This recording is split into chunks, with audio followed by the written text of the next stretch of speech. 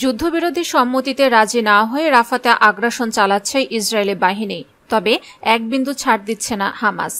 Hamas আন্দোলনের সামরিক শাখা আল কাশেম ব্রিগেড রাফার পূর্বে ইসরায়েল দখলদার বাহিনীর সঙ্গে সংঘর্ষে জড়িয়ে পড়েছে। আল কাশেম ব্রিগেডের এক বিবৃতিতে জানিয়েছে তাদের যোদ্ধারা আল ইয়াসিন রকেট দিয়ে একটি ইসরায়েলি ম্যাকওভার ট্যাঙ্ককে লক্ষ্যবস্তু করেছে। ট্যাঙ্কটি ধ্বংস হয়ে গেছে। আল কাশেম ব্রিগেড রাফা শহরের আল শোকাপার কাছে সৈন্যদের সাথে সংঘর্ষে লিপ্ত হয়েছে। অন্য একটি ঘটনায় আল কাশেম ব্রিগেড 114 স্বল্প পাল্লার রাজু ক্ষেপণাস্ত্র ব্যবহার করে রাফার পূর্বে ইসরায়েল দখলদার অবস্থানে বোমা বর্ষণের ঘোষণা দিয়েছে।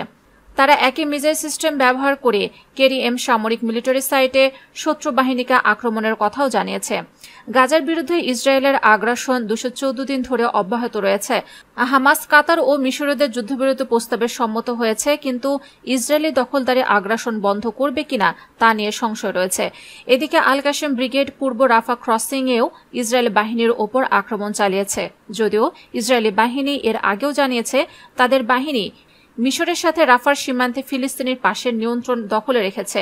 তবে ফিলিস্তিনি প্রতিরোধ গোষ্ঠী হামাসের সশস্ত্র শাখা মঙ্গলবার বলেছে দক্ষিণ গাজা উপত্যকায় পূর্ব রাফা সীমান্তে এলাকায় ক্রসিং এলাকায় আক্রমণ করেছে। একটি বিবৃতিতে আল কাশেম ব্রিগেড বলেছে যে তাদের যোদ্ধারা পূর্ব রাফা ক্রসিংয়ে শক্তিশালী মর্টার শেল দিয়ে ইসরায়েলি বাহিনীর উপর আক্রমণ করেছে। তবে বিবৃতিতে বিশদ বিবরণ দেওয়া হয়নি।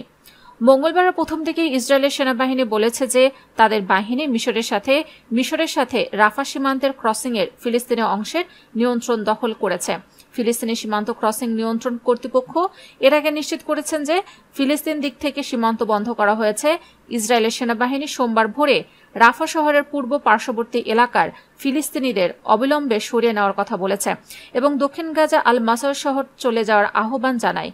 রাফায় 1.5 মিলিয়নের বেশি ফিলিস্তিনিদের আবাসস্থল। 7 অক্টোবর থেকে গাজায় মৃতের সংখ্যা 34,789 জন পৌঁছেছে।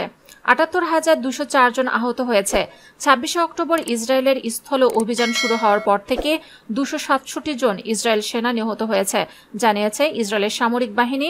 7 অক্টোবর থেকে ইসরায়েলের সেনাদের মৃতের সংখ্যা বেড়ে দাঁড়িয়েছে 614 জনে।